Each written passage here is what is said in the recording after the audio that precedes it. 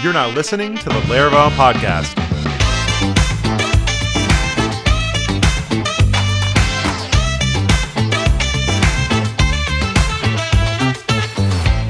Welcome back to Laravel podcast season 6. I'm one of your hosts, Matt Stauffer, and this is Taylor. Hey everybody, how's it going?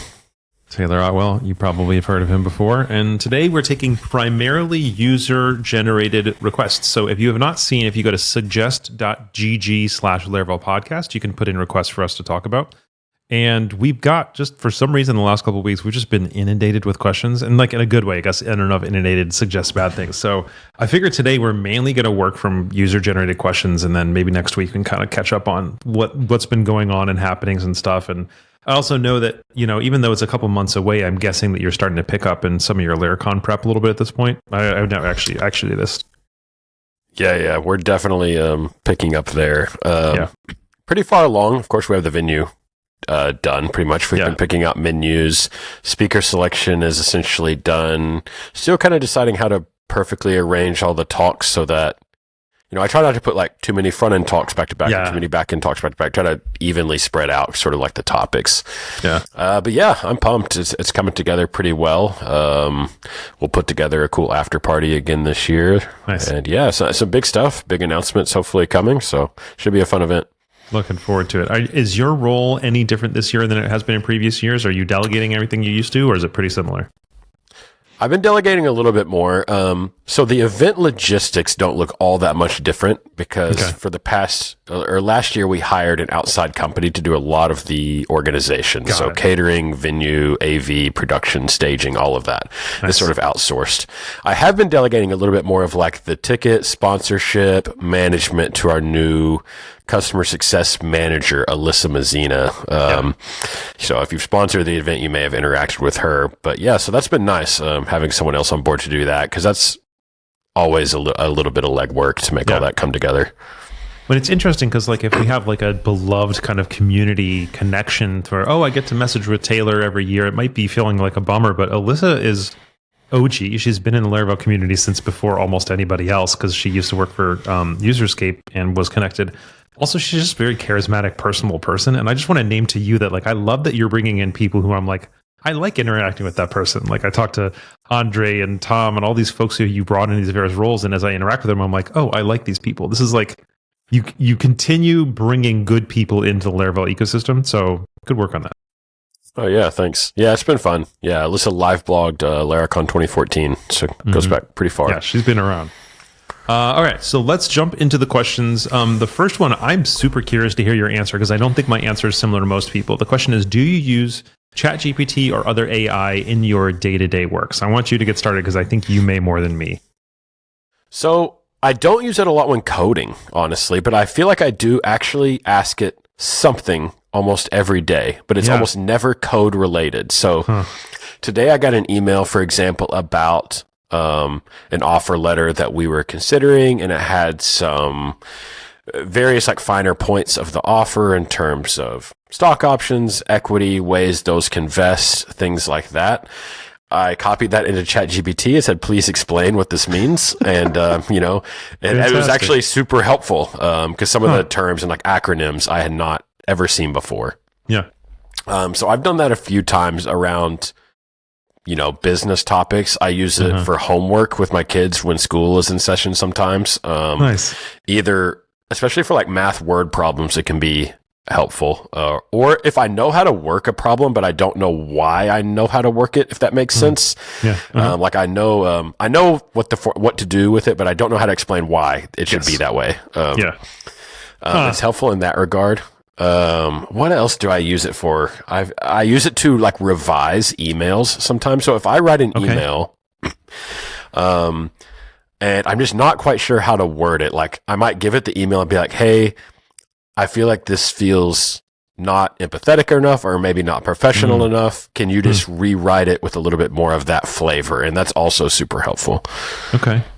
That's fantastic. I feel like every time I have this conversation with someone, I learn, but I still haven't internalized it. Like I sat around a business roundtable with some friends, like the other tech people in Atlanta, like 3 months ago, and each of them listed off like 20 things they'd use ChatGPT for. And I still like, I just open up my ChatGPT history and I'm like, okay, there's a couple things I've done with like rewording, how to say something. Like we're trying to find a word that means resigned and accepted, but without the implication of shame. And like, we're able to still like language related stuff. But 9 out of 10 of the uses are generate an image that looks like this. Like I used it for Midjourney, basically, whatever they dollar. Yeah. That's almost everything. I did recently say, who is Hosea H. Williams? Because his name is everywhere in Atlanta. And I got like a good biography there. I was like, okay, so maybe it becomes my like first go-to before Googling something. But I don't know, man. I feel like I don't use it. I haven't gotten into my workflow, Yeah. I'm looking at my history. So I ask it what P0 means in the context of business, and apparently it means priority zero. Which I did not know. I ask it, how far do a queen palm tree's roots spread horizontally? So I use it as almost like a Google, I think, just lots of random things, revising things, stuff like that. Yeah. Yeah, I use it every once in a while for code. When I use it for code, it's almost always regex or something else like that, where I'm just like, I just don't want to deal with this, Yeah. I'm with you though. I don't use any AI tools in my coding. I have quite a few people at Titan who do, and I don't tell them not to do it. I am a little bit worried about some of the privacy concerns, but I'm just like, half of anything we've ever written is up on GitHub anyway, and it's already been scooped up by Copilot, right? So I'm just sort of like, whatever. Right. But they've definitely reported mixed results. And I've heard a lot of people around the internet talking about some ways they really like it, and some ways they find that they lean on it more and they don't learn. It's sort of like, once you start using GPS all the time, you never learn how to get to the place because you just always rely on GPS. Like people are kind of suggesting it's almost a little bit of that of like, I don't even learn this new technology because I'm just always expecting this to write it for me. So I don't know. I feel like I'm not like anti-AI, but it hasn't worked its way into my life in the way I think people would expect. Yeah, I know. And the hype is, the hype has definitely been pretty big, especially with Apple's, stuff. I guess was that yesterday or day before, where they're building a lot of AI stuff into the OS. And it looks like a lot of the stuff they're building into the OS is actually stuff I've used it before previously, kind of like rewrite this or revise this, which I guess is cool. Being able to just like right click and do that from like an email or something might be kind of neat. I like the idea of AI. No, go ahead. I was just going to say, I'm not sure like on a scale of 1 to 10 where I'm at sort of on the AI hype Maximal meter. I think I'm a solid like 5 or 6. I don't, it's not nothing to me, but it's right. I don't think we're close to like AGI, like some people think we might be. But it's not the next NFTs either. Like it's no, got more I don't think so. No, it's and real. It's easy to see it that way, right? Because like so many people who were the NFT hype people or the AI hype people, and it does have a lot of those like negative signs, but it feels like the question with NFTs was always, and with crypto and everything else is always like, what's the actual functional benefit for it? And people will say, oh, world government's going to change, but no, they didn't, And I dug into NFTs because I was like, the idea of uniquely proving that this is the only version of this in the entire internet, that is something that I think is really interesting, but it's impossible to do that with NFTs without getting in all the rest of that world. And it's like, nope, never mind. Let's nope out of that. But people every day, non-technical people have practical reasons why they use AI every day. And so I'm like, if I know dozens and dozens of technical and non-technical people who are using AI every single day, I'm not a maximalist. I'm not big on the hype and it's going to transform the entire world in every way, shape, or form. But it's clearly here to stay, clearly has some benefits to be brought. And one of the biggest concerns everyone's talking about is, like the energy usage and the processing power. So I'm very curious about what Apple's on-device AI looks like. And I'm also interested because for me, like I said, I've been having trouble building it into my workflow, but they're talking about putting it contextually in places I already am. And I'm like, I wouldn't have to think, I should move this over to ChatGPT. I can just hit a button. I'm interested in that. Yeah. I'm really curious how it changes. Like I see the current state of AI as a little bit like a calculator for words, or, for language. And I'm curious, how it affects like kids coming up. I think it's probably important that they learn to use it like as a tool, like you would a calculator. Like there's certain math things we would never do by hand. And I just wonder in the future if there's certain English or writing things that you would just never do by hand anymore, because it's time consuming. So I don't know. It's pretty cool stuff. Yeah. And I mean, like when people write a blog post at Titan, one of the first anxieties they have is, am I going to get the voice right? Am I going to get the language right? And I've been telling people for the longest time, if you have the concern, run it through Grammarly first. I'm not hiring you to be good at grammar. I'm hiring you to convey ideas. But interestingly, so to agree, I'm like totally fine if someone says, hey, write the first thing first and then get like a chat, OpenAI or whatever else, work over it. But it's very interesting to me that the last time we opened a job posting up, it was the first time we'd opened a job posting since ChatGPT had become available. And the writing in those things was completely different and not in a good way, right? Like, first of all, I like learning about how somebody's written communication works, and you're not going to run every Slack message you ever sent or every GitHub comment through ChatGPT. But second of all, it's so freaking wordy, and I'm sure they'll fix this eventually. But I was very wordy. It's now harder to understand than it was if you just typed the thing with a little bit with some wrong comma placement or something like that. Yeah. When we were doing our hiring here at Laravel, we had tons of ChatGPT cover letters. I would say most actually were. Yeah, I agree. Out of the hundreds we got, over 50% for sure, and maybe even like over 75% were ChatGPT generated. And it's just like immediately obvious as soon as you start reading them, basically, because they all kind of sound similar. Yeah. Pretty crazy. And it's not good, right? It's not helpful. And I understand, I appreciate people trying to do the work to learn, but there's something about Grammarly where, and I'm not saying this is like as a thing, but like Grammarly intended to take your writing and improve it in very specific, narrow ways. And ChatGPT tries to take it and like rewrite the whole thing, which means the whole thing is going to sound like ChatGPT. So for those who are considering using it in a writing format, be aware of the fact that it is going to look a certain way. It's going to be noticeable for people who read a lot of them. Honestly, at some point, somebody's probably going to build, if they haven't already, was this written by AI kind of detector thing, and it's teachers like will love built that. into like Google. It's built into Google Classroom. Is it? Okay, well, there you go. Yeah. Yeah, so be careful, There's pros and cons there. And it's definitely a turnoff for us because like the ability to, like you said, not necessarily be grammar police, but the ability to see if someone can communicate effectively, especially in a remote company context, is actually really important because we're going to be spending a lot of time on Slack. So the ability to explain yourself and communicate clearly is actually pretty important. Yeah. People really underestimate the value of asynchronous written communication in a remote space. And they just think, oh, you know what? Moving remote is just the same as, in person, except the meetings are over Zoom. And it's like, no, because the meetings are, at least a company like ours, the meetings are a tiny percentage of what you do during the day. And the majority of what you do is send messages on Slack, write things up in Basecamp if you do that, send emails, write, documentation, write code, whatever. It's all this written stuff, and your ability to communicate in a written form, concisely, clearly, and I hate to say it, but professionally. Like if somebody comes along and every single comment they write or every single PR description or every note to a client has all sorts of typos in it and grammar issues, like I'm not going to be the grammar police, but at some point it needs to look like we are mature professional adults who do the thing well. And again, that's not going to run through Grammarly or ChatGPT. So that's a pretty important skill. Yeah. All right, so that's our first topic of the day. I think everything else from here on is going to be either about code, about Laravel. Yeah, so I keep getting this asked this one. I don't know if you have any answers. I may have some, but the most common mistakes people make when building their first Laravel application. Did we do this one already? I don't know, but okay.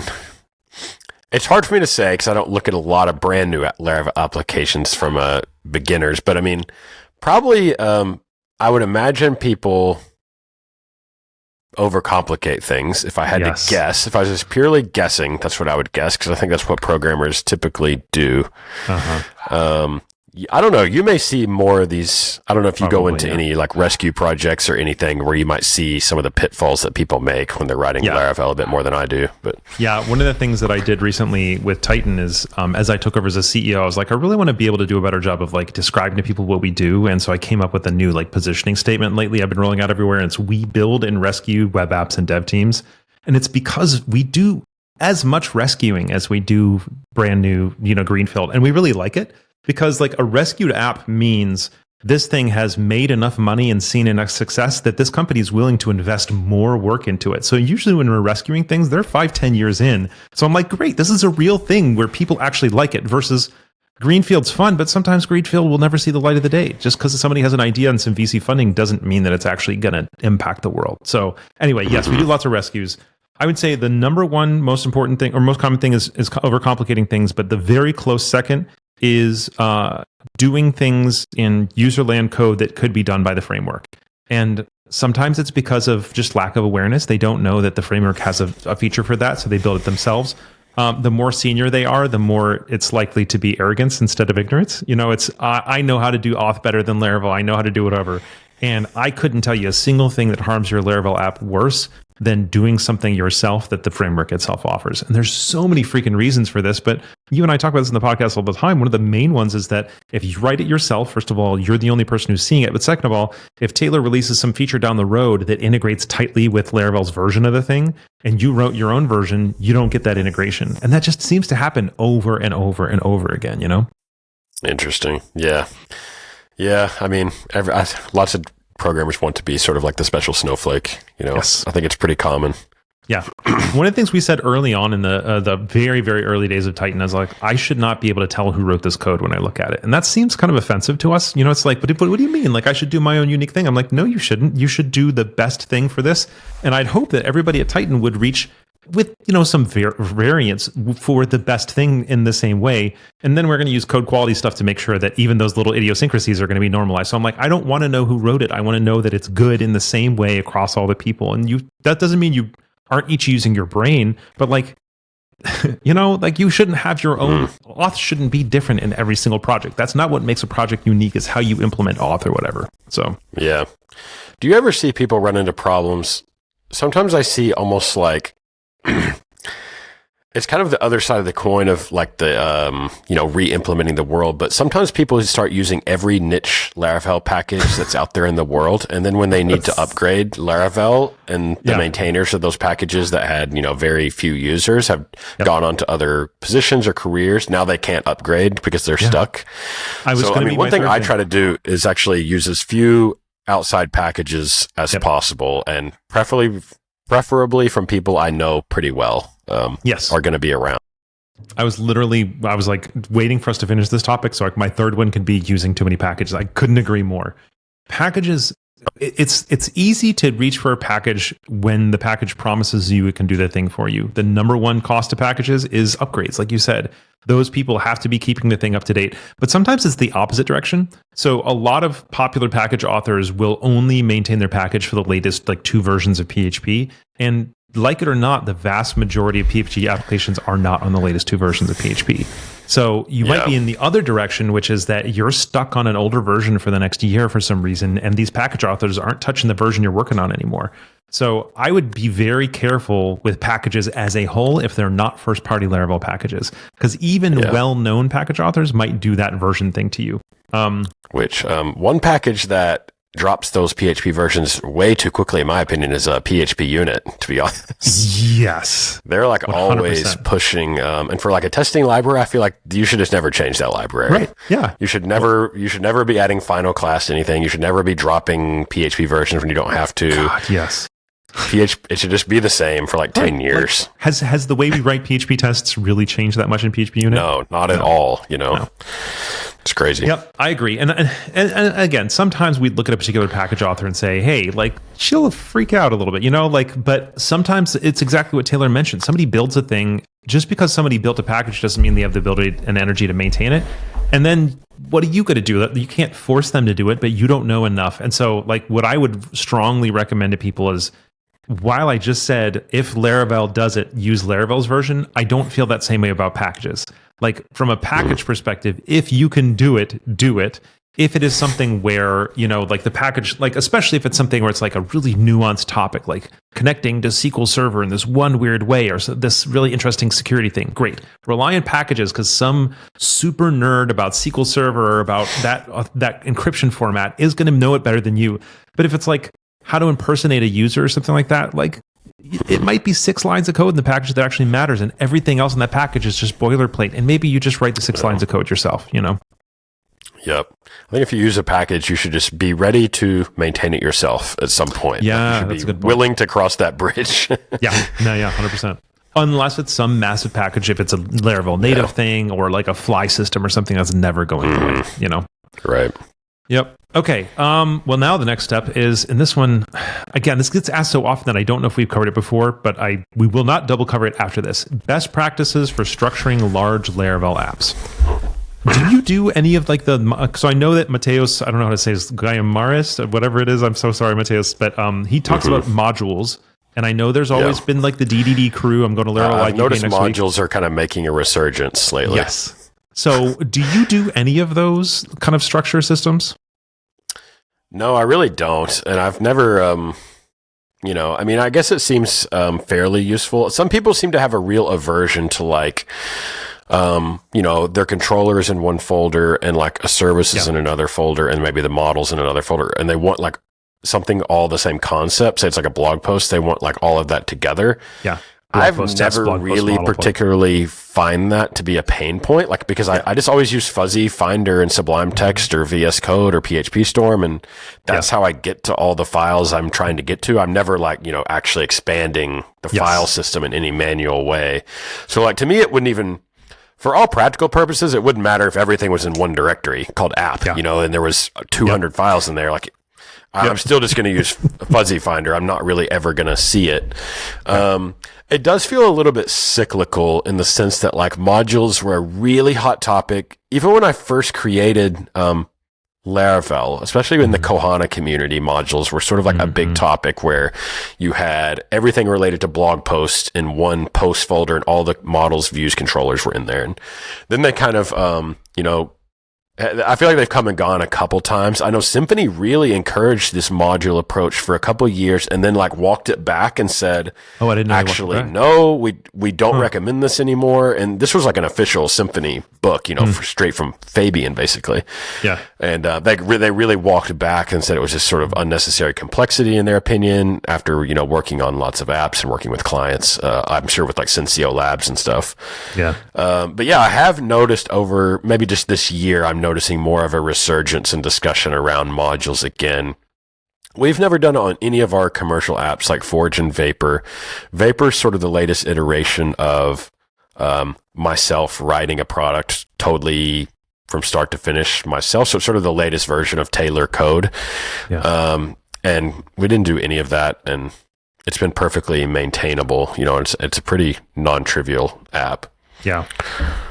Yeah, we had one client this year want to do modules, and the team did it, and it was fine for them. They didn't say, "Oh my God, this is so terrible. Why we're working on this?" And even some of them were like, "Yeah, we enjoyed working with that."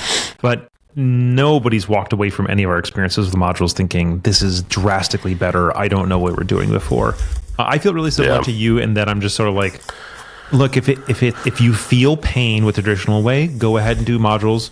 But we're not going to be recommending it because it adds that complexity. And like you said, I'm just going to use Command K, Command T, Command P, whatever it is in the particular app, and then just type, blah, blah, blah controller, blah, blah, blah test. The one case that they've made, interestingly, is they said, if I'm coming to a new code base, it's not always easy for me to know which tests cover the code I'm working in right now. I get that. I don't think that it has been a problem for me, but I could imagine coming into a very complicated code base where things were not structured the way I'm used to and being like, oh, well, what does this, how do I know what tests cover this? Do you have any kind of ways you like to structure that? Yeah, for the most part, we tend to make our test directory kind of mirror the application directory. So if we have like a services directory in the app that has like maybe a class that talks to GitHub or a class that talks to DigitalOcean in the Forge context. Yeah. We might have a services directory in the feature test directory that kind of maps one-to-one to the class. Yeah. Sometimes we do have tests that we have to write that like don't correspond to any one file because they're testing like more of a concept. I feel like a lot of those end up being controller tests though, to be honest. So a lot of times they kind of do match up to like one file. But sometimes I know we have had to occasionally drop down and give the test a name that spans a wider, range of terminology. Yeah, I don't know. Like the module stuff to me, it doesn't really change anything about your code, like only changes the file system organization of where things live. So to me, that's a pretty minor detail in terms of like the overall maintainability of the project compared to just the actual code that's in the files. I don't know. I don't really have a strong opinion on it. I think it's apparently valuable to some people. I just think I'm always careful to like avoid, architecture as a form of procrastination when I'm working on projects. And I think there's actually a lot of disguised procrastination in dev in general. Lots of like working around the work, planning how to work, talking about the work instead of just like actually working. And I know there's like a balance to that because you want to think about what you're doing beforehand, before you do it, obviously, and have a good plan. But, I think it's just important to keep everything in balance. I don't really have anything against this, but I've never used it on an app. And one caveat here, Taylor and I both work on relatively small teams. Like Titan, the biggest team we ever put on a project is 4 people. I mean, we've had bigger than 4 people at a time, but we've separated that amount of really different pieces of it. Some people might have 30 people in a code base. And if you have 30 people in a code base, it might benefit you. It might be, this might be the microservices of, how to separate your team out. Because, and those not familiar, AWS said, we've been able to achieve incredible scale by microservices. And so everybody built microservices for us only to figure out that microservices are beneficial less from a technical perspective. That's helpful at times. It's more from an organizational perspective. If you've got 6 people working on auth, then it might make sense to have an auth microservice. 6 people working on billing, maybe a billing microservice, but you have 3 people. Those microservices just spread your attention and your ability to handle things out. So it may be true from a architectural perspective as well, as when you've got 1, 2, 3, 4, 5 people working on a project, we just know where the freaking thing is and we know that, our convention. But if you've got 30, 50, 80 people working on that same code base, maybe something like modules makes it easier not only to find the things, but to segregate responsibility. Like you're responsible for just that module or just that module right now or something. This folder, Yeah, for sure. Yeah. One other note. So there, we've hashed this a million times, so I don't want to go too deep on it. But DDD is one of those things where it's kind of like come up and gone down and come up and down. Domain-driven design, for those who aren't familiar. And Rob Allen will be giving you a talk about DDD at Laravel Live UK this weekend, where I'm going to be there. It's not going to be recorded. Their talks won't be recorded. But I'm very curious to hear kind of how the conversations around DDD have evolved over the years. At Titan, we have gotten most value out of the DDD world and evangelism around the idea that you should name things as close to their real world concepts as possible, which seems really obvious, but I do think that the resurgence of DDD did kind of encourage people to use domain language a little bit more, like learn what the business calls things and call your code the same as what the business calls them. And I think they really did a good job of encouraging that. So we don't do any of the, boundaries, hexagonal architecture, all that kind of stuff that a lot of DDD folks do recommend. But I do think that the more you name things the same way across the whole system, that is also the same way across your whole business, while we wouldn't think of that as necessarily a code trick, I do think that's a really helpful way to structure a large team, a large app in a way that everybody's using the same language. Yeah, that makes sense. What are those two? There's kind of 2 facets to DDD. It's like the strategic and tactical stuff. Like is the tactical stuff like the code stuff, I think, and they say like the strategy is sort of like the customer stakeholder extraction of all those domain terms, from the customer and figuring out all the processes. Yeah, I agree. That seems, really helpful stuff. Yeah. All right. Next docket item is about APIs. The question is, what do you use for documenting APIs? I don't even know what we use on Forge, to be honest. You have to ask James Brooks that, I think. I don't know. What do you guys use? So I don't have a helpful answer to that at all. So I'm going to have to immediately turn it to you. So we don't have a documented way. It's funny because I just recorded a video in a Laracon course about this. And the video basically just said, there's no well-defined answer that everybody uses. And every time I do research, I discover that there's no well-defined answer that anybody uses. But Scribe is starting to be more popular for the folks who like the idea of putting annotations in your code that some automated thing scrapes up for you. There's basically 2 big ways to do API documentation right now. One of them is put stuff in your code that is for the API. So your controllers, your route definitions, your models start getting busier with code comments that are intended purely for the API documentation. The pro is it's always in sync. Your API documentation never gets out of sync with reality. And also, like, it's much more easy for you to like recognize, hey, this is now the moment for us to be doing this, because you see I'm writing code. There's supposed to be an API route definition here. And it's just kind of like you're doing it at the same time in the code, it's co-located. The downside is these super messy syntaxes. Your code now gets all of this crud in it that's not meant for running. It's meant for decoration. And you have to basically learn an entirely new syntax in order to do it. And, and so you have to learn like the edge. Well, what happens with I want an attachment on this one and a conditional on this one? You have to go look it up. And sometimes the systems you're using don't even have that. And you have to get them to add it. So like it can be a lot of effort. The other way to do it is entirely manually do your API documentation using any of myriad systems. You can do it directly in Markdown. You can do it with Jigsaw's documentation template that we have, or any of the open API type tools where you like go into a Sass or you go into a particular YAML format and then it automatically spits out the thing for you. We have no one big winner. We've tried dozens over the years. These days, for our clients, we tend to work with whatever they already have running. And if they don't have something running, then we'll usually do the simplest thing possible, which tends to be writing it in Markdown in a file in the docs directory in your GitHub app. If it needs to go to the public, then usually by that point, our clients have already got a strong opinion about it, and we just let them run with it. So it's weird because this is a decision we haven't actually had to make that much lately. But I think those would be the two biggest ones I'd lean for, is something entirely handwritten or Scribe. So yeah, makes sense. What about like API specs? Like, do you have any? What do y'all tend to lean towards on that? Like, if we've been discussing that internally on some work we're doing, talking about JSON API, other specs, So do you have a favorite there? This is Matt from the future. This section that's about to happen, I say Open API a bunch of times when I actually meant JSON API. So every single time I say all these wonderful things, just imagine I'm saying them about JSON API. Thanks. JSON API is my favorite. I don't always follow it perfectly, but if you look at the Spotsy's got a package for structuring your queries, and they have sort of like a JSON API Lite. One of the things that JSON API did really well is, how you choose like query parameters and include versus whatever. And Spotsy's package, you don't even have to use the package. If you just look at their documentation, they've found a way to kind of like do the Open API spec in a way that's sort of like, it's not fully Open API, but it's like API. Open API-ish.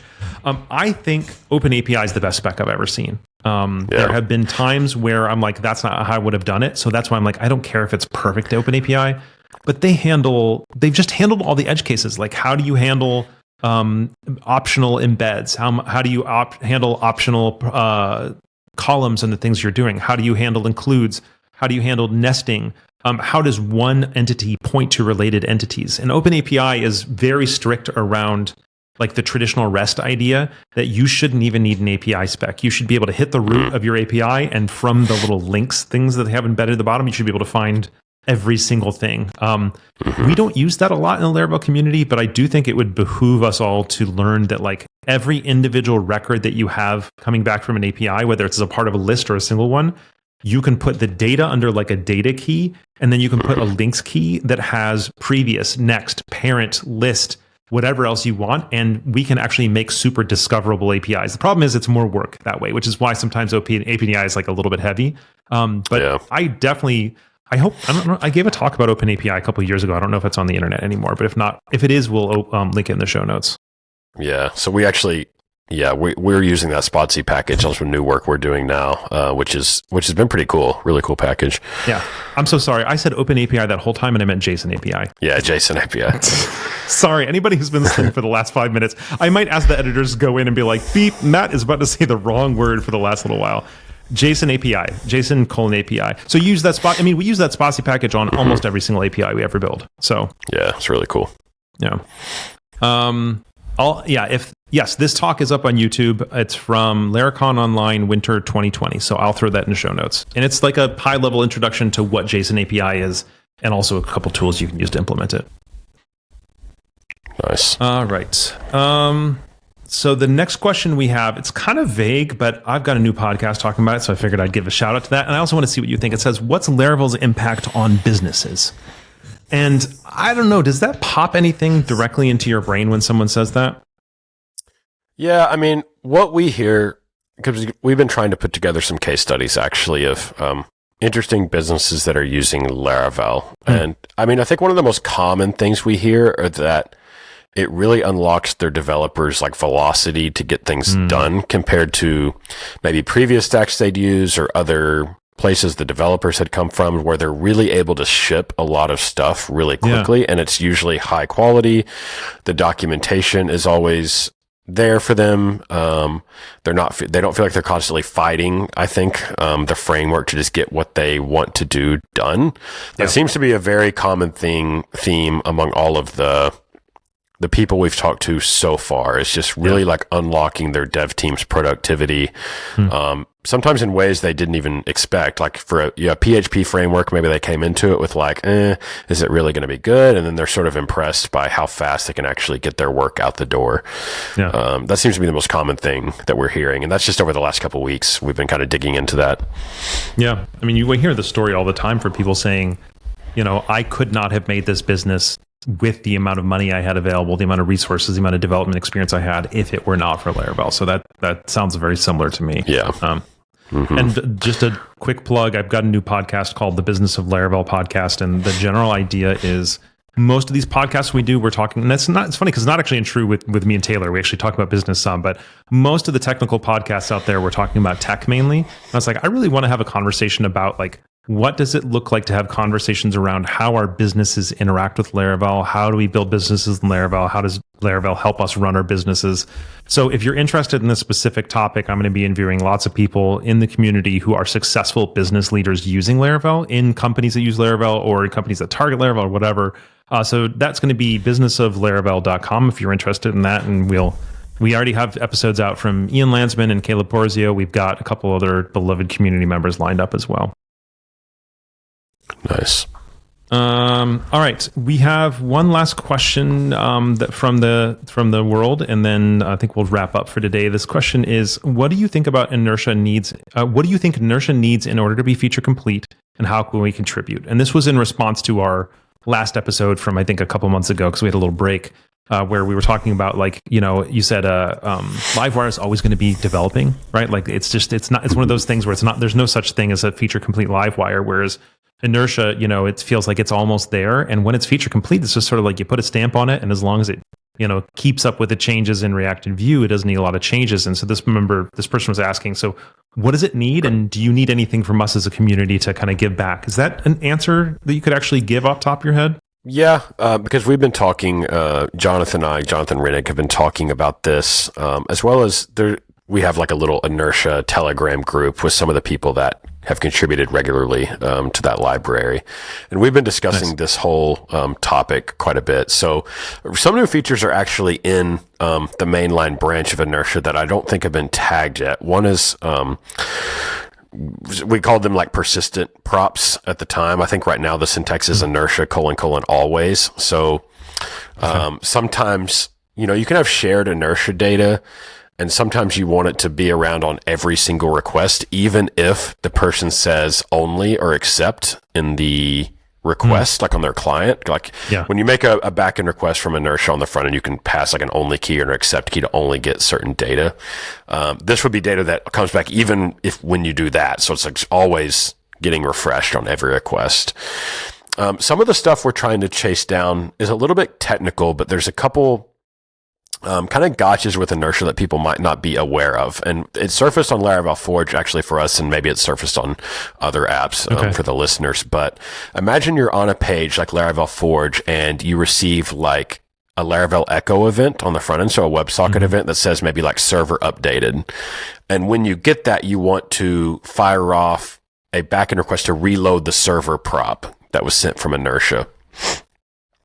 If that webhook comes in right after a user clicks on a Inertia link, so like a link request is in progress, then a WebSocket event comes in before the link navigation happened, it actually cancels the link request. Oh, interesting. So it stomps on the request.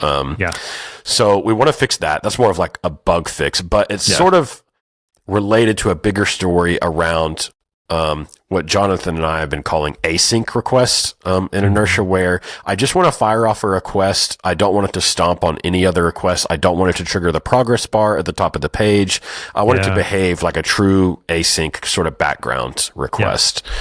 So that is another thing, which leads to another thing, which is called deferred props, which is something Boris and I talked about a little bit, where imagine you have a controller that sends back 4 or 5 props to the Inertia front end, and one of those props is like very heavy to compute. Either it's a really big database query, it's a really slow API call, and you want the page to like immediately render with the other 4 props, and then the 5th one to be like deferred. Yeah. So you would actually probably have like a loading state for that data on the front end. Kind of like a traditional SPA, but the rest of the page would be in place, for the most part. Cool. And you can kind of do this now, right? By like not returning the slow prop, and then in the mounted hook, maybe you call off to get the slow stuff, and you manage all of that stuff manually, right? So it's not like it's impossible now. Yeah. But it would just make that sort of idiomatic in Inertia. There'd be a built-in way to do that. I love that. And then the last thing we've talked about, which is something that Joe Tannenbaum have mainly been kind of riffing on. He just started here at Laravel, is sort of the type story with Laravel. So I think Spotsy's maybe done a little bit of work with this with their Laravel data package in the terms of exposing TypeScript definitions for your Inertia front end, so that if you send, for example, a collection of users or posts to the front end, you can autocomplete, post.title, post.content, and you actually have some IntelliSense on the front end for your Inertia apps. So that's some of the stuff we've discussed. And I think some of that stuff would be really cool. Even now today, besides that async request bug, which we definitely would like to get fixed, I think Inertia's in a pretty good spot. For example, other things that come up are like modal routes. I think that's like kind of a possibility. I don't think I feel as strongly about that one as some other people do in terms of it being necessary. I'm not really. I feel like a lot of the times when I make modals, I ended up regretting it in the first place, which makes me a little bit more bearish on that feature. Beyond just like basic confirmation dialogues, but like these big complicated modals. I feel like so many times they should just be their own page. But anyway. Yeah. Well, that's great. We'll probably work on some of that stuff for Laracon. I think, some of that stuff we listed. So hopefully we can kind of reveal some more of that then. Very cool. One of the things that made me think of is just like what makes me ever pick something over Inertia. And, I talk to clients all the time, and usually early on in a client, they're almost always asking the question of which of the front end tech stack should we choose? And we'll talking about like, what kind of programmers do you have at the company? And do you want a separation of front end and back end in different languages and all this kind of stuff? And I honestly think the only thing that I've ever heard said in those conversations against Inertia is the fact that if you've got one really expensive query, you have to kind of write the separate call out to it. And I can teach them that. I'm like, oh, don't worry about that. You can just make it a separate call, but it does feel like extra work. And if the answer there was like, don't worry about it. If you got an expensive query, you just make it a closure instead of a whatever else it ends up being. I feel like that's the sales pitch for Inertia closed for me. Like it's just done. Like I don't even have to. Yeah. So that's very exciting to me about that. Yeah, it would be pretty sweet. Hopefully we can knock that out of the park. We'll crack it. I love it. Okay, that's it for the official questions. I have one question for you that I've never asked you before, which is wild since we've been podcasting for 10 years on and off. If somebody, and I know that normally when there's Laravel conferences, it starts as a Laravel Live UK and then, or Laravel Live, and then some of them move up to be a Laracon. Like for example, Laravel Live India turned into Laracon India. I don't know. I think Laracon Australia maybe just went straight up to a Laracon. But regardless, no matter how it were happened, if you were to pick a new place for there to be a Laracon conference, is there another place where you're like, if there was a community already established, not saying you want to do the work right now, but if there was just like, if it just popped up and you could just go, where would it be? Yeah. I guess it would kind of be like the continents we're missing essentially, like at the continent level. So like either South America, Africa. I don't know that we really have something great for people in the Middle East. Yeah. Even though that's technically kind of Asia and India's in Asia and so on and so forth, it's still far, like from, from almost anywhere in that area to get to India still. And definitely, nothing at all in South America or Africa. So they've really got, a long way to go if they want to go to a Laracon. So those are kind of the first places that come to mind, like, I don't know. I think it'd be like maybe something like Brazil. Yeah.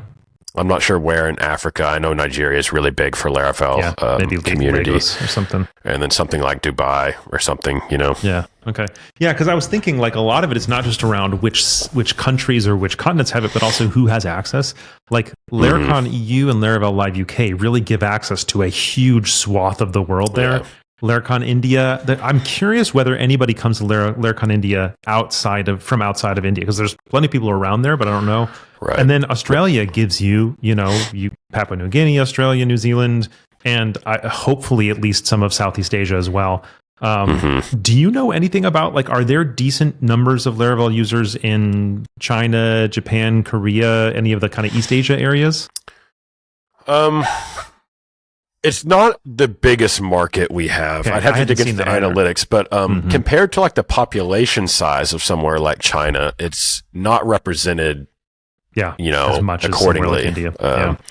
Yeah, India is very big. It's like almost the number one for us. I'll have to go look though. It's an interesting question. We may have to follow up on that. It'd be a fun topic to talk about. What are the Laravel hotspots around the world? Yeah. I saw somebody talking about Laravel Live Pakistan, and I was curious about that because I just realized like there's a Laravel Live Denmark coming up. There's probably more Laravel Lives out there than I'm aware of, and maybe even than you're aware of. So I'd be super curious to learn, like, where are there pockets of people, and where are there currently self-organizing pockets of people that we just don't even hear about outside of those particular areas?